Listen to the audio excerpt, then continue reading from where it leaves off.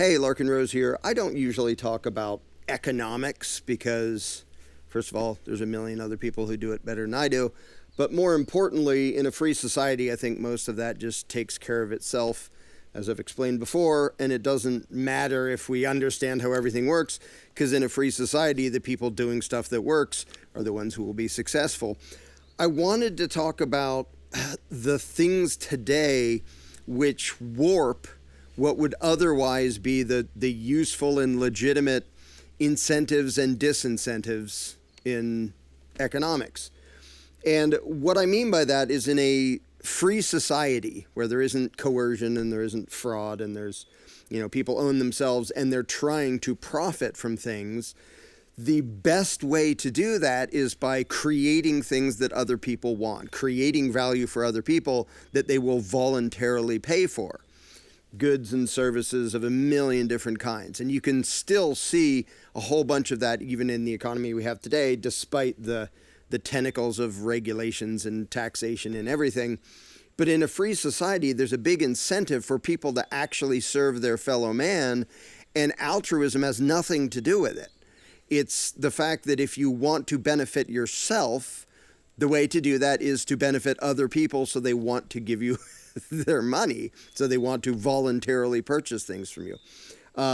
Walter Williams has talked a bunch about this. Thomas Sowell's talked about a bunch about this, and how to get ahead in a free society, you're sort of forced to serve your fellow man. So the natural outcome of that is the invisible hand that makes an economy way more productive and adaptive than any master plan possibly could. Like if there's suddenly a need for something and nobody's making it, then there's a market for it, then there's money to be had, and people dive in to fill that niche because they can make money for themselves, and in the process they make what the people want. And so that automatically happens, and it happens so quickly and in such a complex way that there's no way in hell any centralized master plan could ever hope to arrange for that.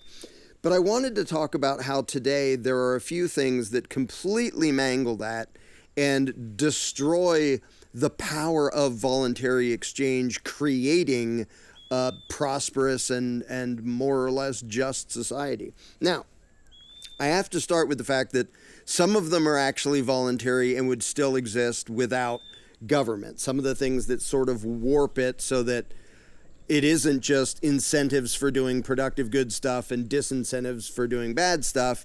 You get a bunch of weird things mangling it.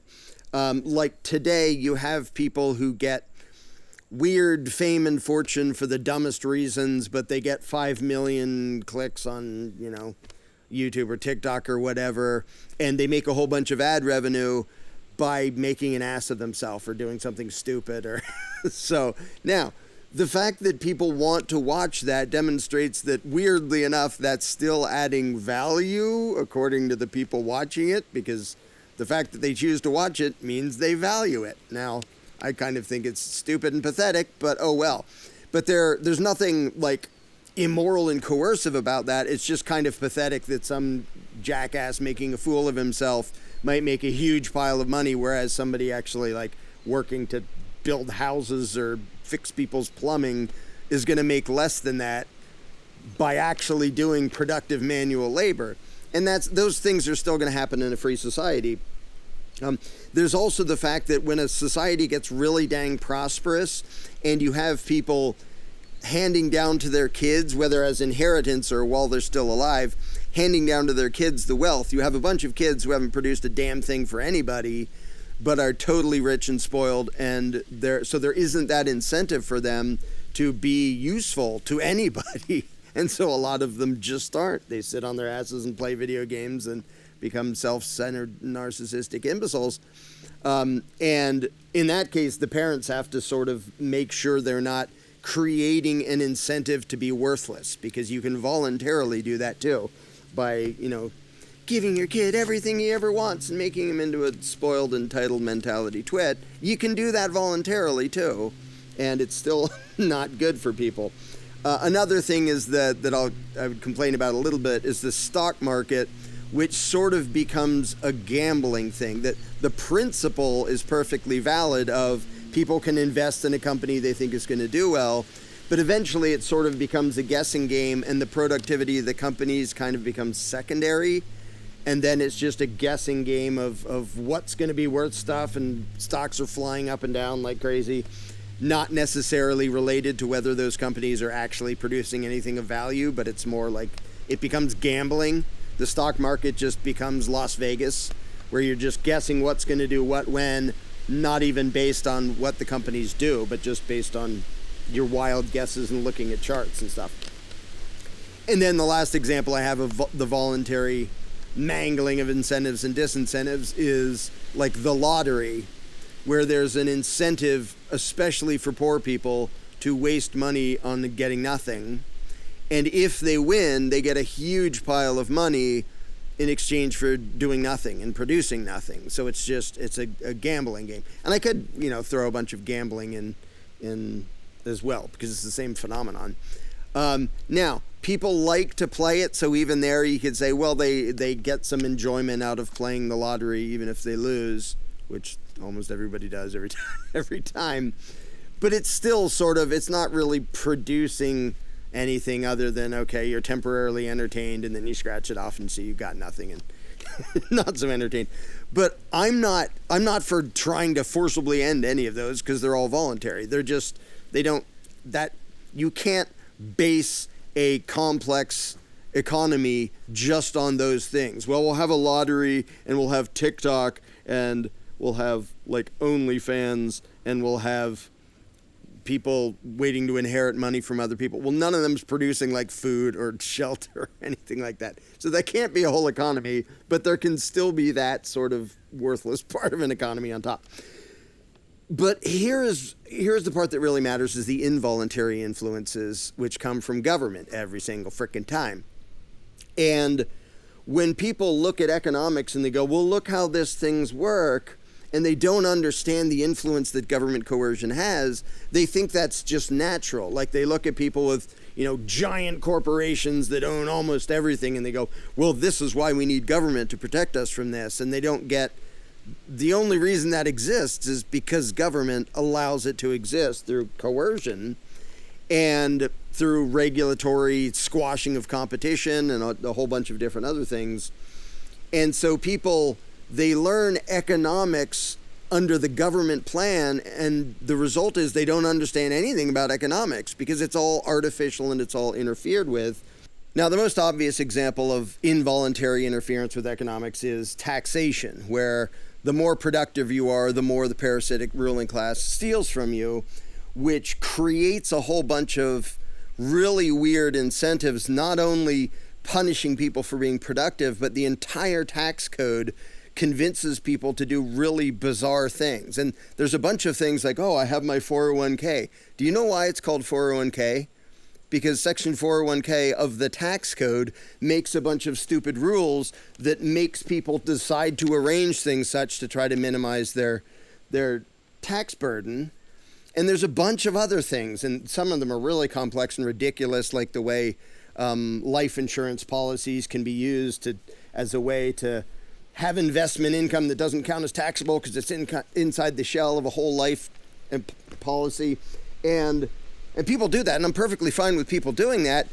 But the only reason they jump through all those weird hoops is to try to minimize how much they're getting robbed by the state. So you have the coercion of the state making people choose all these weird things that they wouldn't otherwise choose. And the whole thing of deductions, and I can write off that expense, so I'm going to do weird, inefficient, bizarre things and call them a business deduction, and all the games people play to try to not get robbed as much, in addition to the fact that the actual robbery punishes productivity. And because there are tax brackets, people will actually stop at certain places. Like, I'm not going to produce more than that because I would just put myself in a higher tax bracket and would end up with less anyway. And the way it applies to having employees or subcontractors, and people have to play all these stupid games to try to minimize the amount they get robbed. That is the obvious, most direct and impactful example of coercion screwing with what would otherwise be the economic incentives and disincentives for people to not be idiots and be productive. Another huge one is the welfare state, where So we've talked about the robbery side, but when you're paying people to not be productive, you are taking money from productive people and literally funding a lack of productivity. Because if somebody gets a job, they may lose their welfare benefits. So you're paying them to be useless while they're still using, food and shelter and everything else. So the government is literally paying for a huge number of people to add absolutely nothing to the economy. They're funding that. It's not that, those people didn't get around to it. They're being rewarded for not producing anything, which is the exact opposite of what would happen in a free society. Now, you could still get beggars and con men and getting it voluntarily. I mean, you already have that. And, beggars on the street corners are, I'm so poor, can you give me money? Sometimes they mean it, and sometimes they're rolling in cash because they're sponging off of people's compassion and totally lying about their own situation and totally running a scam. And a bunch of people do that, and a bunch of people have gotten caught doing that. But nowhere near on the scale that government does it. And they talk about a safety net. Now, here I'm talking economics, and I'm sure this will offend some people. A safety net essentially amounts to don't worry, you don't really have to be productive net. And in pioneer times, if you're not productive, you die. You have to produce food, you have to make shelter, you have to do the things that keep you alive. There isn't anyone there to save you if you don't. And so there's a massive incentive for everybody to be productive because life depends upon it. And the thing is, we still need the same amount of productivity to create that amount of food and shelter for all these people. But if there's a safety net, it basically tells everybody, no matter how lazy you are, no matter how little you produce, we'll make sure that you still have a house and you still have food and stuff. And so you're removing a giant incentive for a lot of people to work. And the higher that threshold gets, the higher the minimum, everybody should have this much and that much and this many benefits and free food and free this, the more people lose the incentive to be productive and do anything that benefits anybody else because you're actually paying them to not. And so that's another gigantic thing. Then there's inflation. A very useful thing people should be able to do in a free society is build up wealth, where you're productive and you save up your wealth. Well, if you save up your wealth in the form of dollars, it's disappearing the whole time because of inflation. And on top of that, the money that the Federal Reserve, in conjunction with the federal government, just creates out of thin air, that devalues every single dollar that every person using dollars has in their possession. So you're constantly robbing all of them all the time. And that actually rewards people who are in debt because the value of their debt is dropping, and it punishes people who are actually being responsible and getting ahead and saving by stealing the value of what they're saving if it's stored in the form of dollars anywhere. So, and then, and again, I know this is going to offend people, things like the minimum wage force people to make stupid decisions. Because if you're running a shop and it's like, well, I could pay this kid to help me out a few hours, but I can only pay him this little amount. Well, the minimum wage comes along and says, don't worry, we're going to make you pay them more. Well, one of the dumb things it forces people to do is, I'm not going to hire the kid because I can't afford to pay him more, which means you just put him out of a job. And if I do pay him more than he's worth in a free market, that's government coercion, making people waste money on something they shouldn't and rewarding people for being less productive than they should have had to be to earn that much. And so many people have the entitlement mentality that they're just like, well, everybody deserves a living wage. And part of that comes from the government coercion that disconnects the notion of how much you're producing for other people from how much you get. People think, well, I'm a person, so I should have food, and I should have shelter, and I should have a car, and I should have air conditioning, and I should get a living wage, and I should get, because I exist. So not only does it mess with the actual economics, it messes with people's understanding to the point that they think that their very existence entitles them to stuff. And look how many young people, when they get a job, their attitude is basically, well, I'm in prison, I have to be here to get a paycheck. Like, you're supposed to be like producing something. That's how this works. If there's a company that has paying customers, we have to do something that the customers pay for. And a lot of young people and some old people don't understand that. And they're just like, well, I showed up at work, I'm entitled to a paycheck. It doesn't matter if I produce anything. Their goal is to produce as little as they possibly can, and more laws make it really hard to fire them. It should be really damn easy to fire anybody for any reason, because all that means is I'm not going to trade with you anymore, just the same as the other person has the right to quit and go, I'm not going to trade with you anymore either, bye. But all these stupid laws that interfere with that train people to have an entitlement mentality and train people to not think they actually need to be productive and not even think about what they're producing and what they're adding of value. They're just sort of, well, I have to do my time here 8 hours a day to get my paycheck. I should get it for free. So it messes with not only the economics, but with their brains. And then you get things like government grants, where it's government is taking millions of dollars and giving it to people to do stupid stuff that nobody would fund voluntarily all over the place. And that's to be expected. You're just creating an artificial thing by stealing a bunch of money from these people and then having bureaucrats come up with, we should study cow farts. Let's throw $50 million into studying cow farts or whatever that was. And there have been people who write whole books about all the ridiculous things that government grants have been used for. And the thing is, even with grants and with public employees who are really hard to fire, they can still be trying to be doing something useful. Like, people can be public school teachers and care about the kids and want them to learn stuff and be doing their best inside a system that doesn't reward people for doing their best.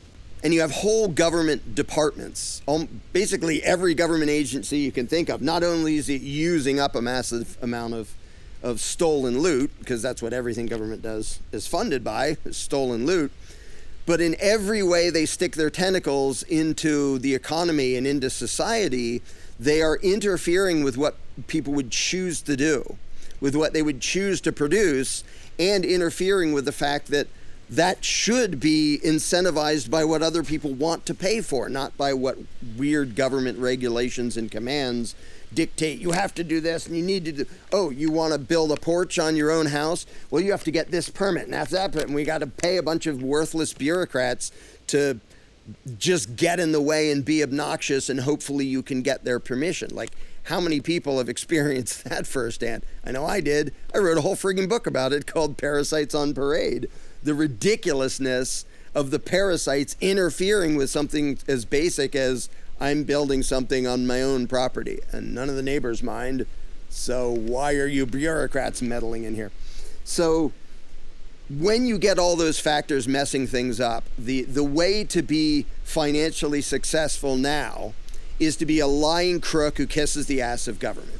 In a lot of cases, that is what our economy incentivizes. It's what it rewards. And then people wonder why, how come you have all this corruption? And how come the economy's failing and things cost more and more? And because they don't get that you removed all of the incentives to normal people to actually produce stuff that's useful to other people. And you're rewarding people for being corrupt, lying slime bags. Whether you're talking about everybody in public office or all of their underlings and all of their employees and everybody at all the government agencies, who the vast majority wouldn't have a job if they had to ask people to voluntarily fund them. And then they look at the outcome of that economy and they go, the problem is greed and inequality and blah, blah, blah. And they don't get, you're not at all looking at a situation where natural incentives and disincentives and private interests and profit motive can be free to do their thing. And it's gotten to the point where people worship the altruism of mass extortion and they condemn the profit motive, which shows that they have no idea how economics works. So I'll end with this. I've said it before. I'll say it again because it's always worth saying. If you think, it's done for the profit motive, that's horrible, look around you at the things you have. Your computer, your phone, your house, the electricity that powers all that, your car, whatever. Why does that exist and why do you have it? Did the people make that because they so much care about you that they needed you to have that because they knew you would want it? They don't know you. They don't give a damn about you. Everybody involved was involved because they were getting paid to do it. The designers, the inventors, the people who work in the factory, the salespeople, they were all doing it for profit motive. And guess who that rewarded? You. Because you ended up with a thing that is of value to you and helps you in your life. And it was other people's greed that made that happen by way of voluntary exchange.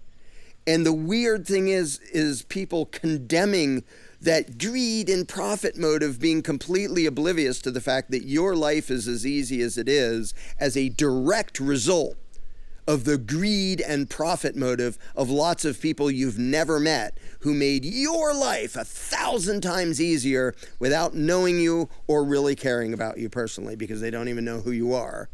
But their own attempts to profit and benefit themselves by way of voluntary exchange required them to create value, which drastically improved your life. And now you have a bunch of young imbeciles whining that government-free handouts, that's what makes society work. And those mean, greedy business people, they're the problem. If we could have like a parallel universe and let those people have their way, they would learn the hard way. In fact, we did. It's called the Soviet Union and Red China and North Korea. And stupid, spoiled American kids who understand nothing about economics still believe utter idiocy and still have a completely backwards view of economics and reality, precisely because they've never lived in a free market where people are rewarded for being productive of value. And instead, they're surrounded by this completely twisted monstrosity, which rewards people for being useless and stupid and corrupt and penalizes people for actually being productive. And then people wonder, why is the economy so bad? And then they turn around and blame freedom. And they think government is the solution because they don't understand anything about actual economics. All right, guys, don't be cheapskates. If you've watched 10 or more of Larken's videos by now, you can donate $5 or $10 by checking the description below for how to do just that. Have a good one.